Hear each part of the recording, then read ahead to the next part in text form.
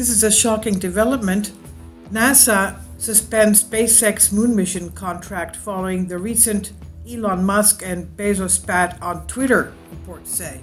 Well, obviously, you can't have such animosity going on between companies that are supposed to be going into space, carrying their greed and competition with them. And we don't even know if they'll have enough funds to support any type of mission that would have to be ongoing on these extraterrestrial, celestial, and planets. Now, NASA awarded SpaceX the lunar contract earlier in April, beating out billionaire Jeff Bezos' Blue Origin and defense contractor Dynetics. For the first time since the Apollo program of 1972, a high-profile mission seeks to return humans to the moon. The U.S. space agency NASA announced the suspension of that contract for creation of a lunar module with the American private company SpaceX, worth about $2.9 billion, because of protests from competitors at the Government Accountability Office, Reuters reported, citing the agency's statement.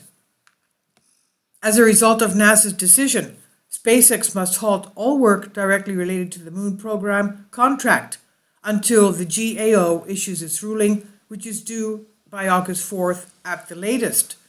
Pursuant to the GAO protests, NASA instructed SpaceX that progress on the HLS contract has been suspended until GAO resolves all outstanding litigation related to this procurement, NASA spokeswoman Monica Witt said in her statement. Kindly support my Patreon account since YouTube has again demonetized my YouTube channel. The daily posts are 5 videos daily, and they are totally different from what I have on my YouTube channel. Thank you so much for your support and that you find all my content so interesting. You'll find the Patreon account details in the description box below. Blue Origin filed a complaint with the GAO on Monday, claiming, among other things, that NASA allowed SpaceX to revise its bid but did not allow Blue Origin to do so because it moved the goalpost at the last minute. Of course, that's not proper to do, obviously. Later, the GAO confirmed that Dynetics has also questioned NASA's contract award to SpaceX. Obviously, it looks biased here.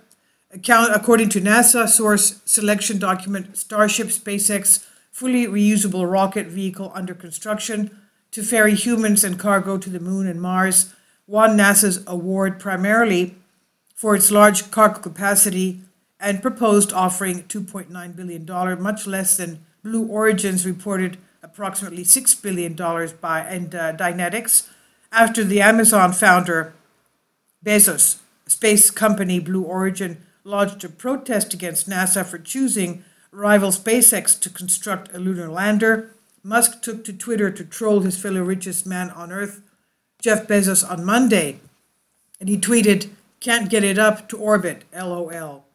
Later on, he followed up with a photoshopped shot of Blue Origin's lunar lander, renaming it Blue Balls instead of the original Blue Moon. So you can understand how this is really not professional at all. So far, Musk has been the driving force behind Starship's growth to the stage. At its Boca Chica, Texas launch facilities, the company has launched several Starship prototypes in short and high altitude test flights. Landing and designs after they have soared over 6 miles in the air has proven to be a difficult task, with all of SpaceX's high-altitude test rockets exploding during the landing process. Now, after receiving license approval from the Federal Aviation Administration this week, the company's most recent test of Starship concept SN-15 is set to launch within the next few days. There has been a years-long rivalry. Musk bantering remarks on Bezos did not come out of anywhere. The two executives have sparred about their respective space aspirations, with Musk leading SpaceX and Bezos owning Blue Origin, but it has also expanded to other fields, since Musk has chastised Bezos for running a monopoly and dubbing him a copycat for his self-driving car ambitions. Over the years, the confrontation between two of the most powerful CEOs of our time, with reports of their feud emerging here and there in the media, has turned into a source of jokes and ridicule on Twitter. And according to the media, Bezos has been dreaming of space at least since high school, reportedly saying in 1982 that he wanted to provide millions of people with outer space colonies. With that goal in mind, the CEO of Amazon launched Blue Origin in 2000.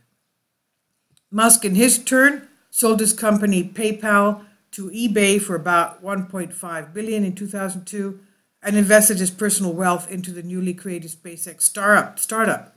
Musk reportedly attempted to give Bezos some good advice at their first personal meeting in 2004, but the latter largely ignored it, and since then, two ambitious interpreters have believed to be in a feud, and Musk has regularly joked about Blue Origin's attempt to block his company's cooperation with NASA, despite the fact that over the years the Bezos-led company has been unable to provide a reliable working spacecraft.